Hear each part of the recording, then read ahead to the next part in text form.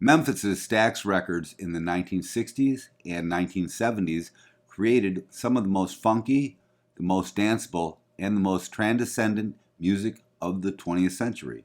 The list of hits and the roll call of artists who have recorded as Stax rival the output of any musical entity in American history, including Berry Gordy's Motown dynasty.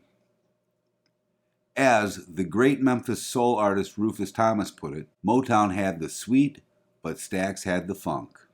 Countless Stax hits became standards, not only within the soul music repertoire, but also all of American popular music. Stax music was church-based. That's what made it culturally distinctive. The music and the business of Stax were created by an integrated team in the late 1950s.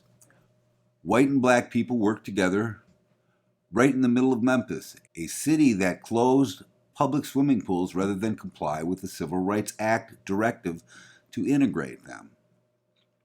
In 1965, Stax was doing well and had some top 40 hits from artists like Rufus Thomas and Booker T and the MGs. Because of this, Stax was able to make a deal with Atlantic Records to distribute their records. African-American Memphis DJ Al Bell played records on the radio and hung out at Estelle Axton's record shop. Jim Stewart had met Bell in 1959. In late 1963, Bell took a big market job in Washington. But in 1965, Jim Stewart asked Bell to return to Memphis and join Stax as its promotion director. It cannot be understated the enormous significance of Stax's house band Booker T and the MGs. There were two young white country boys, guitarist Steve Cropper and bassist Donald Duck Dunn, and two young African Americans, drummer Al Jackson and keyboardist Booker T. Jones. In 1965, everything that Stax released climbed the R&B charts, and many of those hits were crossing over to the pop charts. Atlantic Records was distributing Stax records nationwide and began to send its own artists to Memphis to record.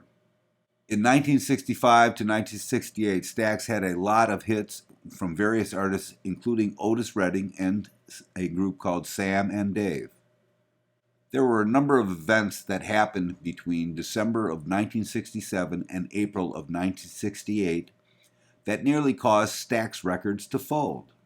First, they lost their biggest star, Otis Redding, in a plane crash, as well as Otis's backup group, the Barkeys, in that same plane crash. And the Barkeys were a bunch of young kids from the local area right there in Memphis, and they were considered really the generation that was to follow people like Otis Redding and Sam and Dave. Also, Atlantic Records was sold to Warner Brothers, and Jim Stewart found out that he unintentionally signed away the entire Stax catalog when he signed the distribution deal with Atlantic. And lastly, Martin Luther King was assassinated at the Lorraine Hotel. The Lorraine Hotel was important to Stax because there, black and white folks could mingle together.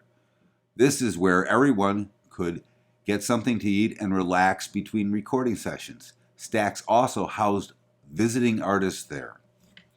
After this, Stax became an independent record label. Jim Stewart played a smaller role and left management of Stax to Al Bell. Al Bell believed he could stage a comeback from Stax by transforming its sound from one based exclusively on Southern roots to something more universal. Bell brought in outside producers to help with the transformation. They had some big hits, including Johnny Taylor's Who's Making Love, which was their most profitable record to date. Soon after, Memphis native Isaac Hayes joined Stax Records. He was into the psychedelic vibes that were rolling out from San Francisco. Eventually, Hayes introduced a new version of soul music, more sexual than anything Stax had created in its early days. Stax also had a lot of success with a group called the Staple Singers. Stax Records began to sign many artists who did not record as Stax, and they were produced by other producers. The Stax sound began to go away. In short, this led to their demise, and by the end of 1975, they were in bankruptcy.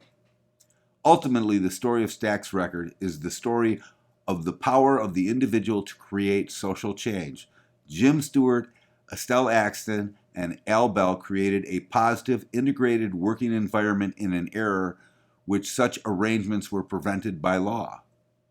But even if that achievement is someday forgotten, the music will live on.